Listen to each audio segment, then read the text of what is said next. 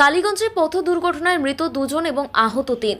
মঙ্গলবার দুপুরে নদিয়ার কালীগঞ্জ ব্লকের পলাশী ১ নম্বর গ্রাম পঞ্চায়েতের কালীগঞ্জ পলাশী রাস্তার ভুরুলিয়া মোড় সংলগ্ন এলাকায় দুটি বাইকের মুখোমুখি সংঘর্ষে গুরুতর আহত হয় ৫ জন। পুলিশ এবং স্থানীয়দের সহযোগিতায় তাদের গুরুতর আহত অবস্থায় পলাশী মীরা প্রাথমিক স্বাস্থ্যকেন্দ্রে নিয়ে গেলে চিকিৎসক দুজনকে মৃত বলে ঘোষণা করেন।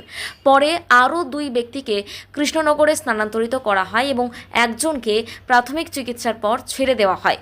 মৃত ২ ব্যক্তির নাম ইজারুল রহমান, বয়স ৩৮ বছর, বাড়ি হাটগোবিন্দপুর এলাকায়।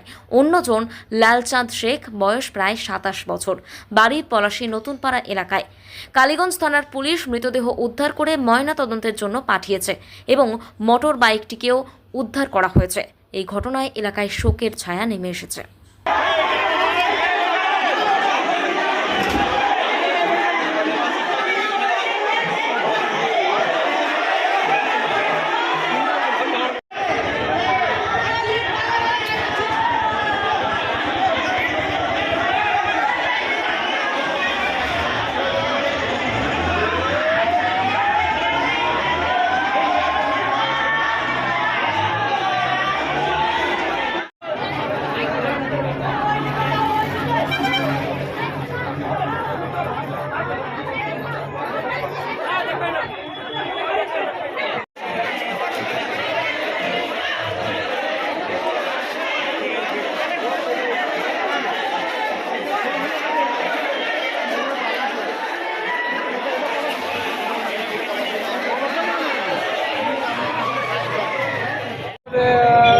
বারোটার পরে আপনার ভাটা থেকে বাড়ি আসছি।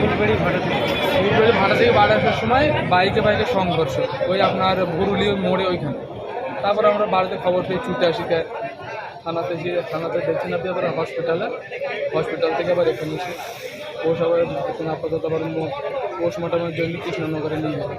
পলাশীতেও একজন মারা গিয়েছে, আর হাটগোবিন্দপুরে একজন মারা গেছে। এবং ২-৩ জন আহত আছে, তারাও বাঁচবে, তাদের অবস্থা খুব খারাপ। ৩ জন আহত আছে, তাদেরকে কৃষ্ণনগরে নিয়ে যাওয়া হয়েছে। গাড়ি ছিল, গাড়ির দুটো ড্রাইভার মারা গেছে, প্যাসেঞ্জার যারা ২-৩টে প্যাসেঞ্জার ছিল, একটা ৩টে, একটা ২টো, বাকিরা খুব গুরুতর অবস্থায় আছে। তাদেরকে অন্য জায়গায় নিয়ে যাওয়া হয়তো হসপিটালে। ওটা আমার চাচা জেয়ার হলো, ওরা ইট ভাটা থেকে আসছে। ওটা ফুলবাড়ি ইট ভাটা থেকে আসছিল, ইট ভাটা কাজ করে, শ্রমিকের কাজ করে। তো ডাক নাম ঝেনু, ভালো নাম হচ্ছে রেজাল রহমান। সঙ্গে যে আহত অবস্থায় আছে তার নাম বাবু শেখ। আপনার নাম? বাবু শেখ। আমার নাম মোহাম্মদ শাহরুল শেখ, হাটগোবিন্দপুর।